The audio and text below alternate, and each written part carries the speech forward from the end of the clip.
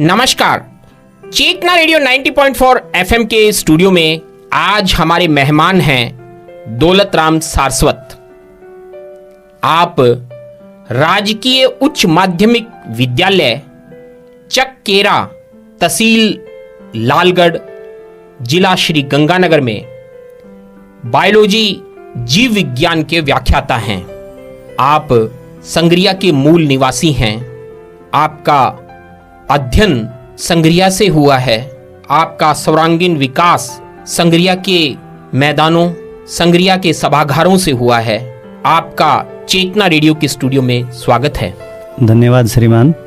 मैं आप सबसे पहले यह जानना चाहूंगा कि आपने व्याख्याता जीव विज्ञान का सफर अपने जीवन में कैसे पूरा किया? संजय जी, पर्यावरण प्रेमी का जो गुण है वो बचपन में आपके सानिध्य में, जैसा हम साथ रहे हैं तो आपको पता है कि हम प्रकृति प्रेमी रहे हैं। तो जीव विज्ञान के विषय को मैंने चुना अपने व्यवसाय के रूप में, और उसमें फिर मैंने पीजी करने के पश्चात शिक्षा विभाग में इसको एज ए कैरियर के रूप में चुना। लगभग 22 साल द्वितीय श्रेणी में विज्ञान अध्यापक के रूप में सेवाएं देने के पश्चात प्रमोशन के रूप में मुझे जीव विज्ञान व्याख्याता का पद 2016 में मिला, और तब से मैं कक्षा 11-12 को विज्ञान विषय के साथ साथ में जीव विज्ञान विषय का अध्यापन करवा रहा हूँ। यह बहुत सौभाग्य की बात होती है कि आपको अपनी अभिरुचि के अनुसार अपने व्यवसायिक जीवन को जीने का अवसर मिले। आपने जीव विज्ञान और जहां तक मुझे जानकारी है वनस्पति विज्ञान को बचपन से आत्मसात किया हुआ था जी, और उसी को लेकर आप आगे बढ़ रहे हैं। इस संपूर्ण जीवन में बहुत सी शैक्षणिक जीवन से जुड़ी हुई यादें होती हैं। बहुत से शिक्षक होते हैं, जब भी शैक्षणिक जीवन की बात आती है हम उन्हें याद करना पसंद करते हैं। कुछ किस्से और कुछ बातों को करना पसंद करते हैं। इस संदर्भ में आप किन किन बातों को रेखांकित करेंगे? 25 साल के सफर की शुरुआत राजकीय माध्यमिक विद्यालय धारासर, तहसील चौटन, जिला बाड़मेर से हुई। एक ऐसा गांव जहां गांव जैसी कोई चीज़ नहीं, 4 कमरों का स्कूल, स्टाफ क्वार्टर्स थे नहीं, लाइट का दूर दूर तक अता पता नहीं। सुविधाओं के नाम पर बरसात के पानी का एक टांका, और 12 किलोमीटर दूर के रेवेन्यू एरिया से एकत्रित होने वाले लगभग 300 छात्र छात्राएं, जिनमें लड़कियों की संख्या दोनों हाथों की गिनती पर आने वाली थी। परंतु वो भाग्यशाली स्कूल था जिसमें लड़कियां थी। वहां से मैंने अपने शैक्षिक जीवन की शुरुआत करी, और वो बच्चे इतने पवित्र, अध्ययन के प्रति इतनी रुचि उनके मन में कि जब मुझे वो पढ़ाते देखते तो उन्हें लगता कि ये शिक्षक हमारी किस्मत में कहां से आ गया, और मुझे ये लगता कि मैं तो कुछ हूं ही नहीं। उसके पश्चात उनको देखते हुए मेरे अंदर का वो जो स्वामी केशवानंद था, जो मेरे अंतस में कहीं बैठा था, वो निकल पड़ा, फूट पड़ा, और मैं जितना उनको दे सकता था मैंने उनको दिया। और 3.5 साल की सेवाओं के पश्चात जब मैं वहां से निकला, वो दिन आज भी वैसा का वैसा खड़ा है। वो बच्चे जो आज कोई शिक्षक है, कोई प्रिंसिपल बन चुका है, कोई फौज में काम कर रहा है, आज भी मुझे उसी तरह याद करते हैं जैसे आज से 25 साल पहले वो मेरी कक्षा में बैठ के मुझसे शिक्षण लेते थे। ये मेरे जीवन का सबसे अमृतमयी क्षण था। हो सकता है कि वहाँ की विकट परिस्थितियों में मैं सर्वाइव न किया हूँ और वहाँ से मैंने स्थानांतरण चाहा, परंतु वो जो 3.5 साल थे वो मेरे जीवन का स्वर्ण युग था। उसके पश्चात जब मैं अपने इलाके में आया, अप डाउन्स के साथ में, बच्चों के बीच में जब मैं कक्षा में होता हूँ तो मुझे यूँ लगता है कि मैं अपने सबसे श्रेष्ठ स्थान पर होता हूँ। एक शिक्षक के रूप में मेरे अंतस में जो भी चेतना और जो भी ऊर्जा होती है उसे मैं उड़ेल देना चाहता हूं अपने बच्चों के माध्यम से। और बहुत से फैक्ट्स जो छात्र जीवन में मुझे क्लियर नहीं हुए थे, श्याम पट के सामने, अपने कक्षा के सामने, मुमुक्ष शिष्यों के सामने जब मैं खड़ा होता हूं तो मुझे नहीं लगता कि वो कहां से उत्तर डाउनलोड होता है मेरी चेतना में, और अकस्मात वो आके मेरे मस्तिष्क पटल पर इस प्रकार से छप जाता है जैसे किसी ने कहा है इसका उत्तर ये है, ये बता। ये शिक्षक जीवन का मेरा आज तक का अनुभव है। अनेक पेड़ पौधों के साथ में मैं सनातन को जोड़ते हुए, सनातन को जोड़ता हूँ। सनातन की जो विद्याएं हैं, जो सनातन का ज्ञान है, वो बायोलॉजी के माध्यम से मैं अपने शिष्यों को देता हूँ। मैं बीज की महत्ता बताता हूँ कि एक बीज कि क्या महत्व हो सकता है। मैं गीता से जोड़ता हूँ, मैं महाभारत से जोड़ता हूँ कि कैसे कृष्ण ने एक बीज से सारे ऋषियों मुनियों के पेट भर दिए। वहाँ से ये शिक्षा मिलती है कि अगर एक बीज बचा रहे तो इस पृथ्वी के करोड़ों प्राणी जो हैं उस जीव विज्ञान के माध्यम से लाखों साल तक पोषण प्राप्त कर सकते हैं। इसलिए बीज को व्यर्थ मत जाने दो। उस थाली में उतना भोजन खाओ जितना तुम्हारी उदर पोषणा के लिए जरूरी है। पेड़ पत्तियों को तोड़ते समय मेरे बच्चों से मैं कहता हूं इन्हें तोड़ो मत, इनको स्पर्श करो और इनसे पूछो कि तुम्हारे भीतर का जो ज्ञान है वो मुझे दो। उसके साथ में जुड़ के देखो कि किस प्रकार से वो बिना एक दूसरे को कुचले अपने आप में विकसित हो रहे हैं। एक बड़ा फूल है, उसके पास में उगने वाली एक छोटी कली को कभी नहीं नोचता। जैसे विकसित होता हुआ मानव समाज एक दूसरे को खाए बगाए एक दूसरे को नोच डालता है। आओ हम प्रकृति सीखें, बायोलॉजी के माध्यम से हम मानवता की सेवा कर सकें। कोरोना काल में इसी प्रकृति ने हमें एक बार पुनः स्वच्छ होके आशीर्वाद दिए जिसे हमने नोच के खा लिया। बड़े से बड़े हम बनाते जा रहे हैं शहर, हम बनाते जा रहे हैं मंजिलें बड़ी बड़ी और नष्ट कर रहे हैं प्रकृति को। और वो प्रकृति जो नित्य हमारे पोषण में लगी रहती है, वो टैबलेट्स के रूप में भी हम खा रहे हैं तो हमें जीवन देती है। वो हमें सब कुछ दे रही है। ये सब मैं शिष्यों को उड़ेलता हूँ। केवल किताबी ज्ञान देने से मुझे मालूम है कि वो सच्ची बायोलॉजी नहीं सीख पाएंगे। मैं जब उन्हें कक्षा 12 में शरीर रचना को समझाता हूं तो मैं सबसे पहले उनसे प्रश्न करता हूं कि तुम्हारे जीवन का सबसे बड़ा क्षण वो था जब तुम्हारी मां ने तुम्हें तुम्हारा शरीर दिया। उस शरीर की कदर करो। उस वक्त मां ने कितनी प्रसव वेदना सही होगी।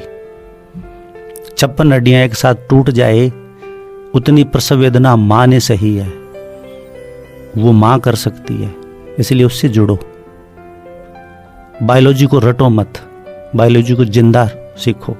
अपने घरों में जो डिस्क्रिमिनेशन होता है औरतों के साथ में, बायोलॉजी के माध्यम से तुम समाज में फैली हुई कुरीतियों को, जो सेक्स डिटर्मिनेशन है, उसके माध्यम से दूर कर सकते हो। बुजुर्गों को जो नहीं समझते उनको बता सकते हो कि कैसे आप दोष देते हो मां को कि उसने कुल दीपक पैदा नहीं किया, जबकि उसके लिए जिम्मेदार पिता होता है। ऐसी बहुत सी बातें जब कक्षा शिक्षण में होता हूं तो अंतस में से अपने आप निकलती है अविरल के रूप में। मैं नहीं जानता मेरे शिष्य उनको ग्रहण कर पाते हैं या नहीं कर पाते, पर एक शिक्षक के रूप में मेरा ये परम कर्तव्य रहता है कि मैं केवल किताबी ज्ञान न देके उनको वो ज्ञान दूं जो ऋषियों मुनियों ने हजारों वर्षों की तपस्या के बाद में हमारे लिए लिपिबद्ध करके छोड़ के गए। यह बहुत प्रसन्नता का विषय है कि आप वर्तमान युग में अध्यापन के लिए बनी हुई पाठ्य पुस्तकों से विज्ञान के जटिल सिद्धांतों को निकालकर उन्हें प्रकृति और यथार्थ से जोड़कर अपने विद्यार्थियों को प्रेषित कर रहे हैं, उन्हें सिखा रहे हैं, उन्हें प्रकृति से जोड़कर विज्ञान की प्रयोगशाला से साक्षात्कार करवा रहे हैं। निश्चित तौर पर इस मुकाम पर पहुंचने के लिए आपके जीवन में भी शिक्षकों का महत्व रहा होगा। आप इस क्षण पर और ये जो आप आज समाज को दे रहे हैं, अपनी श्रेष्ठता के साथ दे रहे हैं, उसके लिए किसे याद करना चाहेंगे? अनेकानेक शिक्षकों ने आपको और हमें तरासा है। उनमें सबसे अगर पारस के रूप में मैं किसी को याद करूं तो वो आदरणीय कमलकांत जी मिश्रा थे। कक्षा 10 के दौरान जब द्वितीय श्रेणी से पास होने के पश्चात और फर्स्ट डिवीजन में 1% अंक से जब मैं रहा, तो वही थे जिन्होंने मुझे कहा कि good second division is equal to first division. तो अपनी चेतना को जगा तू वो कर सकता है जो कोई नहीं कर सकता। तो अपने आप को समझ और जो करने आया है वो करने की पूरी प्रेरणा उन्होंने दी, वो जीवन भर याद रहते हैं। उन्होंने मुझे जीवन में एक चीज बताई, सत्ता केवल प्रकाश की है, अंधकार की कोई सत्ता नहीं होती है। और वो कोट उनका जीवन भर मेरे जीवन का मोटिव है। और मैं 25 साल के शिक्षण में हर साल हर कक्षा में मैं अपने बच्चों को एक ही बात बताता हूँ, अंधेरे से घबराओ मत, क्योंकि मेरे गुरु ने मुझे कहा था absence of light is known as darkness, there is no existence of darkness. केवल और केवल प्रकाश की सत्ता है। इसलिए तुम प्रकाशित हो, तुम आत्म प्रकाशित हो, तुम आत्म ज्योति हो, तुम ही मार्गदर्शक हो। अपने आप को प्रकट करो। अंधकार की, अज्ञान की कोई सत्ता नहीं है, सत्ता केवल ज्ञान की है। इसलिए ज्ञान के पिपासु बनो और ज्ञान फैलाओ और ज्ञान के लिए निरंतर साधनारत रहो। वाह दौलतराम सारस्वत साहब, आपने न केवल विद्यार्थियों के लिए बल्कि चेतना रेडियो के हर श्रोता के लिए एक बहुत ही महत्वपूर्ण सूत्र जो आपने कमलकांत मिश्रा साहब की प्रेरणा से यहाँ उद्बोधित किया है, वह सूत्र दिया है कि सत्ता केवल प्रकाश की होती है, अंधकार की कोई सत्ता नहीं होती। जीवन के बहुत से अहम पहलू होते हैं, जीवन में बहुत सी विधाएं होती हैं जो व्यक्ति को संपूर्ण व्यक्तित्व के रूप में समाज के समक्ष रखती हैं। हमारे श्रोताओं के लिए बता दूं कि दौलतराम सारस्वत साहब ने अपने विद्यार्थी जीवन में उस हर विधा को जीने का प्रयास किया है जो एक सर्वांगीण विकास के लिए आवश्यक होती है। और इनकी इस रचनात्मकता को बनाया इनके संगीत प्रेम ने। आप अच्छी गायकी के भी धनी हैं, आप अच्छी लेखनी के पाठक भी हैं, आप अच्छी लेखनी के श्रोता भी हैं। मैं दौलतराम जी सारस्वत साहब से अपने शौक के बारे में 2 शब्द अपने श्रोताओं के लिए जरूर यहाँ निवेदन करूंगा कि वो उद्बोधित करें। धन्यवाद संजय भाई। आपके मित्रता के जीवन में जो मेरा साथ, हमारा 40 सालों का साथ है, छात्र जीवन से हम साथ रहे हैं। खेलों में आप ही की तरह मुझ में भी ये इच्छा थी कि ज्ञान पिपासु बनूं। खेल में आपके साथ निरंतर कंधे से कंधा मिला के सहयोग किया। खेल में रुचि थी, संगीत में बचपन से ही रुचि थी। जब से मैं अपना होश संभालता हूँ मैं देखता हूँ कि मैं संगीत प्रेमी था। दादाजी को कभी रामायण सुनाता। छात्र जीवन में आपके उत्साहवर्धन से मेरी वो जो विधा थी वो एक गायक के रूप में प्रकट हुई। मैं मंच तक पहुंचा और उसमें आपका जो संबल था वो अविस्मरणीय है। मेरे भीतर के कलाकार को जो श्रोता मिला सबसे पहला वो आप थे और आपने मुझे कहा कि तू कर सकता है और मैंने कर दिखाया। दौलतराम जी, आज हमारे श्रोताओं के लिए, उस गायन के लिए एक नया मंच है। आपका जीवन व्यस्त है, आप विद्यार्थियों के लिए एक ज्योति का काम कर रहे हैं जो आप जीवन पर्यंत करना चाहेंगे। लेकिन आज इस नए माध्यम से, आपके अपने चेतना रेडियो के माध्यम से अपने श्रोताओं को अपने किसी मनपसंद गीत की 2 पंक्तियां गुनगुना दें। और मैं आशा करता हूं कि जब भी आपको समय मिलेगा, अपने शौक को बरकरार रखते हुए चेतना रेडियो के अपने श्रोताओं को अपनी मंत्र मुग्ध आवाज से आनंदित करते रहेंगे। संजय जी, कॉलेज जीवन का वो पहला गाना जो मंच पे मैंने पहली बार गाया था आपके सानिध्य में, आज वही वो जीवन का मेरा मोटो है। वही गाना आज फिर मैं दोहराता हूँ। किशोरदा का गाना है। आ चल के तुम्हें मैं लेके चलूं एक ऐसे गगन के तले, जहाँ गम भी ना हो, आंसू भी ना हो, बस प्यार ही प्यार पले। आ चल के तुम्हें मैं लेके चलूं एक ऐसे गगन के तले, जहाँ गम भी ना हो, आंसू भी ना हो, बस प्यार ही प्यार पले, एक ऐसे गगन के तले। आज के इस साक्षात्कार के प्रारंभिक उद्बोधन में मैंने दौलतराम सारस्वत साहब का परिचय चेतना रेडियो के मेहमान के रूप में कराया। यह निश्चित तौर पर हमारी जो परंपराएं, हमारी जो स्टूडियो की औपचारिकताएं होती हैं, उसके लिए शब्द थे।